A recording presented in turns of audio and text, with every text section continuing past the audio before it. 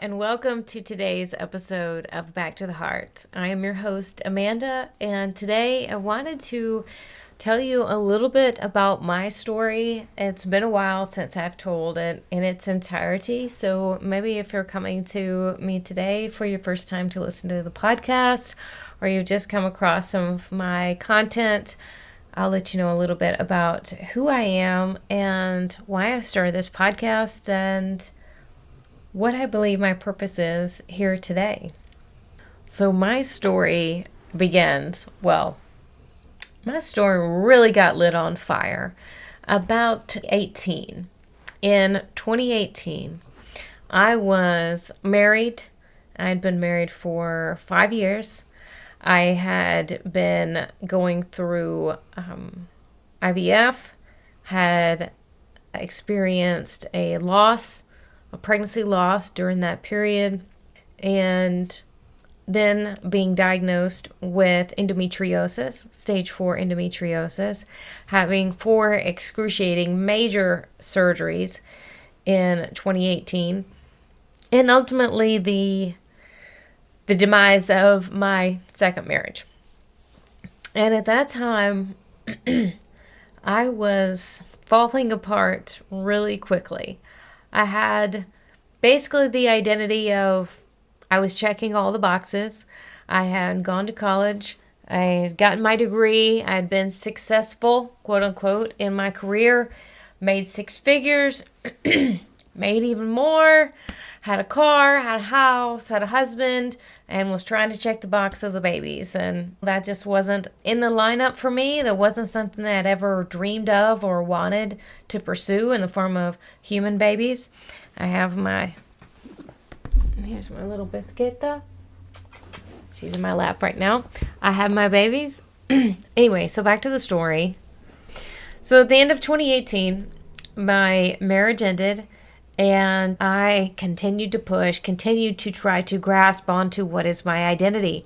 I had been in a very codependent relationship, trying to control the relationship, trying to control all the possible outcomes and check all the boxes. He and I were a great match on paper, but never really dug into that deeper level of ourselves and definitely not into the relationship. And as all those other things, those outside forces continue to happen without that depth of a connection, it was ending. And I'm grateful for all the pieces that happened during that relationship and all the things that I learned, all the things that I got to experience through that time, and all of the pain that I experienced and everything within my body for me to get to a point later to ultimately understand my body so much more and to be able to take control of my health, of the actions of the things that I'm putting on my body, putting into my body, surrounding myself with the energies. But all of that was part of my evolution. So back to 2018, so the marriage ends. 2019, I'm just continuing down destruction alley. And in another codependent friendship, a trauma-bonded friendship relationship with substance abuse, and just continued putting myself in energy of where I was and not where I was heading to. So I eventually got even worse and worse with my health. I left that job, got let go by the job because I didn't want to follow the rules, which turned out to be a great decision for me. So 2019, I just continued down this path of destruction. And 2020 as well, and not taking care of myself, having no real aspiration, no aspirational identity. Nobody even around me that I was not surrounding, let me rephrase this. I was not being inspired by anyone around me. And I doubt I was inspiring any others as well. I was in a path of destruction and my health got worse. I had another massive surgery in 2020, and then 3 months after that surgery, it was the worst day of my life. I wanted to die. It was the most excruciating pain I've ever experienced. And my body pushed me to that level of, what are you going to do, Amanda? Like, this is fucking terrible. Like, this isn't the way I want to live. So that was the choice at the beginning of 2021 where I went to see a naturopath and did a full detox of my gut, of all the toxins that were in my environment, of the different shampoos and oils and creams, the putting on my hair, on my body, on my face, changing out, no more fluoride toothpaste. I got a water filtration system, reverse osmosis for drinking, full house for the whole shower body, everything with the water. Cut out seed oils, started just making changes with eating organic, eating things more natural, getting back to a more homeopathic way of living.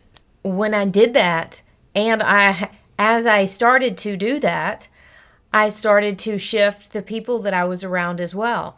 I left that job that had a lot of toxic energy. It was a place where I'd been really successful. Leadership had changed several times. It wasn't no longer aligned for me. I wasn't having fun with it anymore. I loved helping customers. I loved helping find solutions for the people that I was working with. And I just no longer believed in the product and the service that I was providing. So it felt misaligned for me at that point. So it was a blessing that I made that decision to separate from that organization. But at that time, I had no idea what I wanted to do. I just knew that that wasn't it. So I'd come out of that relationship. I didn't know what I wanted to do with myself. I had nobody around me giving me any sort of inspiration or opportunities to look up to, aspire to.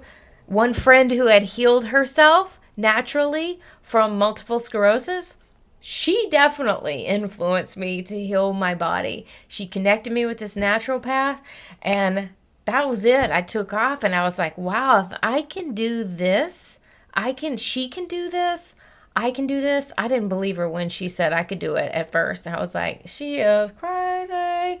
But let me tell you, anything can be healed. A lot of it is the stuff that's around you, and the rest of it, it's in your mind. It's in the story that you tell yourself. And I will believe that forever. Convince me I'm wrong. You watch, don't take my word for it. Look up Joe Dispenza, Greg Braden. Oh, so many. The body keeps the score. And a lot of this is these trapped emotions that are trapped in your body, trapped in your mind. We get this story out. We release those trapped emotions. I'm so excited that all of this evolved to what I'm doing now and helping coach other people. So that's part of my story. Is it all intertwined and connected? So I started healing myself physically. And at that time, I was in another codependent relationship with substance abuse. I was numbing, still nothing around me that was inspiring me. And then hit a fucking wall. And maybe I actually died that day. I'm not sure. Had to reboot, Control Alt Delete, and started surrounding myself with some different people.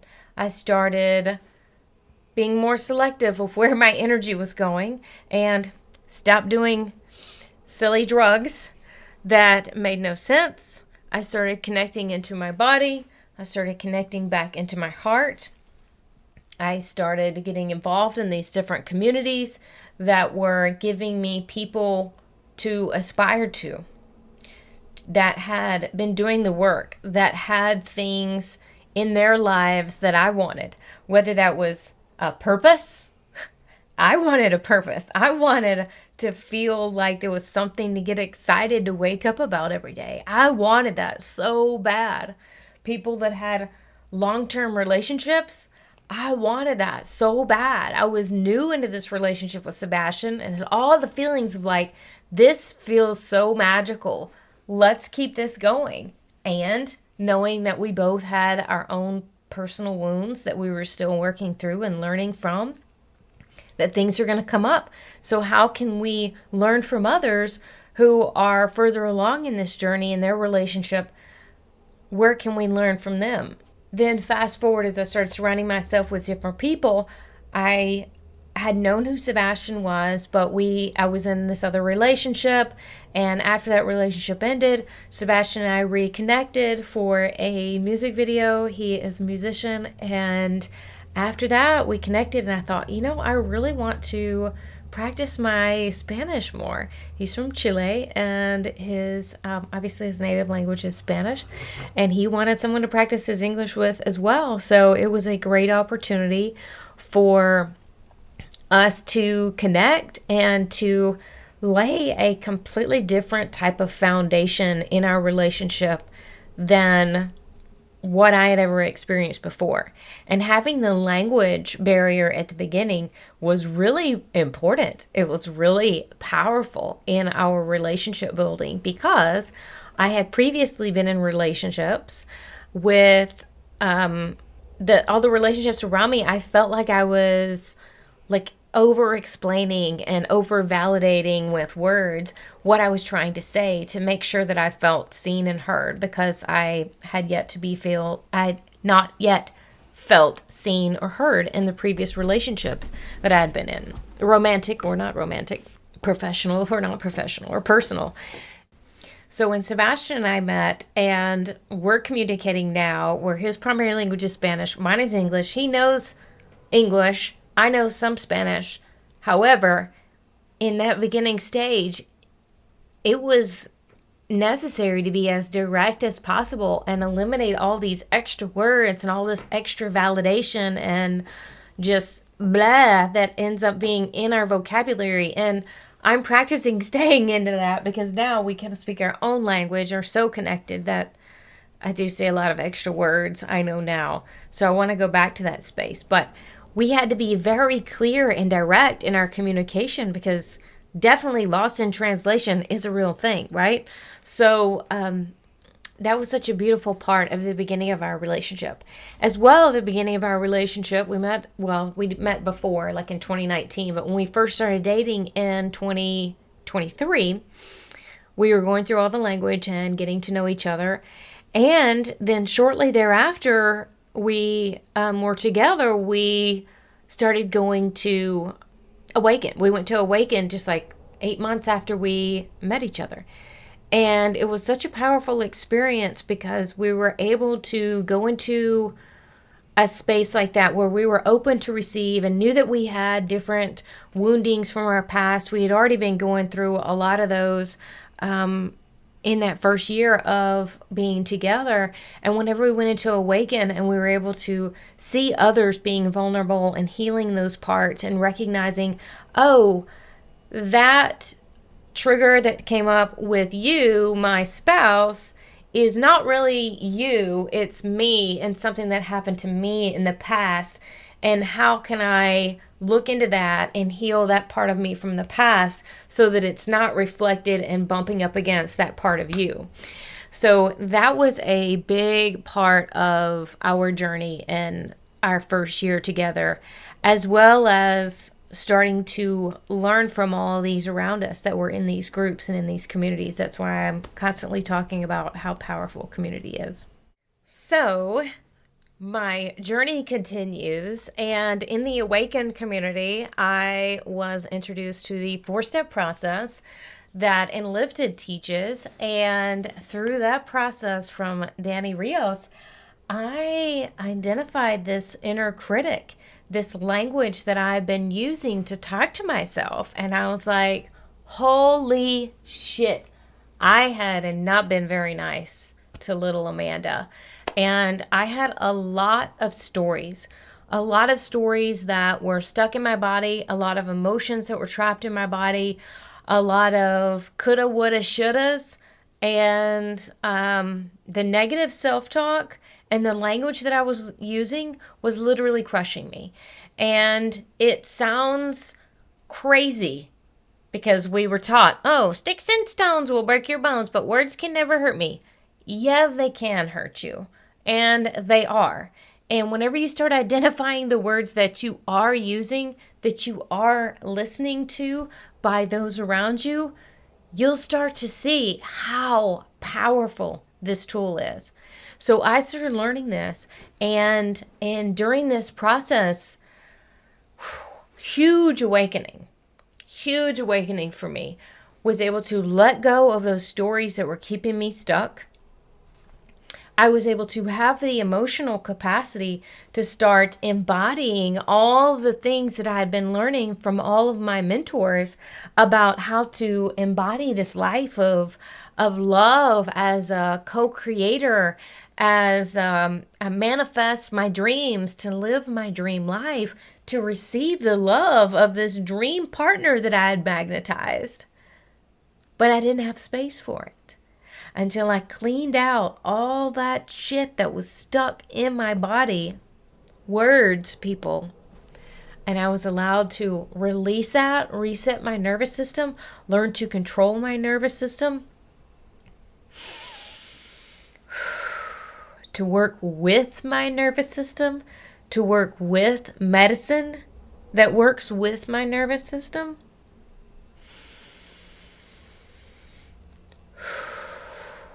To work with my breath,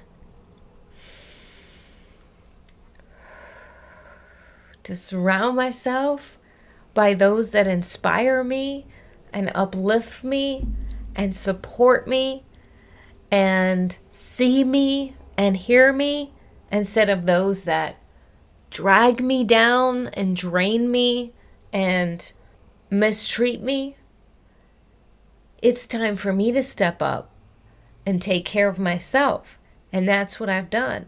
And in that time, I started this podcast. And I started this podcast because I wanted to share all the things that I had learned from all these different amazing mentors that have been part of my journey. I wanted to have amazing conversations with people like I did this morning when I made the recorded episode 51 with Mark. And all the amazing connections that I've met, communities that I've been a part of as I've continued this process. I spoke at another group at the Light Council Summit a couple months ago with Elizabeth Planson, and it was just incredible, the people that I've continued to meet after starting this podcast. And whenever I started it, it was, again, like I said, to share the information that I learned along the way. And it's been so much more. It's reminded me that it's safe to speak up. It's safe to share my truth. It's safe to use my voice. And each time I do that, I'm giving myself permission to continue to do it. And I'm giving you and someone else out there the permission that you don't need. You don't need my permission. But seeing me do it, seeing me step up, put myself out there to be vulnerable, if that inspires you, great. But truly, it's inspiring me. So I have said, if this inspires one person, it's worth it all. And it is. It's inspiring myself. We learn, we remember 30% of what we hear, 50% of what we write down, and 80% of what we teach or explain to others. And let me tell you, when you hear people on social media say, I don't know who needs to hear this, but let me tell you who needs to hear it. It's me. I'm saying it for myself, because whenever I teach it or explain it to someone else, I get to embody it even more every single time. So each time I teach this information about the language, about how it affects your thinking, to think about your thinking, and to change these stories that we tell ourselves, I get to learn it and embody it even more. So that's who needs to hear this. I need to hear this. So that's why I'm speaking it.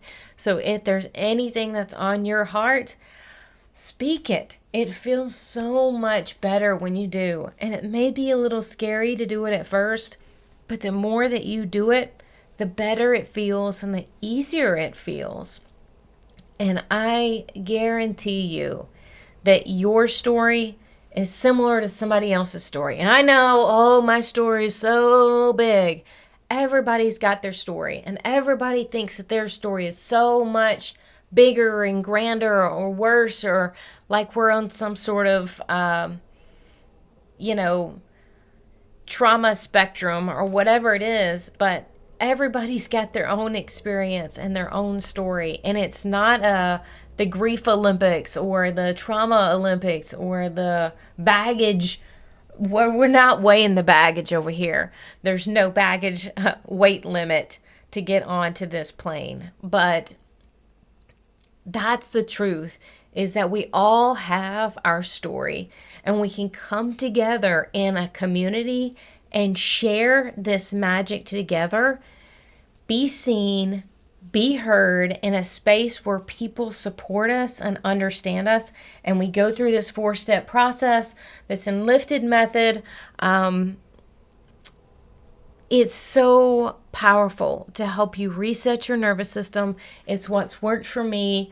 So I want to share it with you and invite you to take this step for yourself, to invest in yourself, to invest in a space where you feel seen, where you can practice sharing your message, practice being heard.